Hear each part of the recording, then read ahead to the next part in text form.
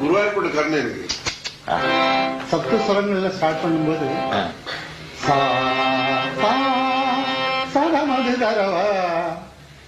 Start பண்ணாரு. ரீல தமிழ் வார்த்தைகள் அதிகமா ஸ்டார்ட் ஆகிறது கிடையாது. அதனால அந்த ரிஷபத்தை ஆதாரமா வச்சுக்கிட்டு சுரத்தையே சொல்லிட்டார். கருணையும் தலைவா மதிமிது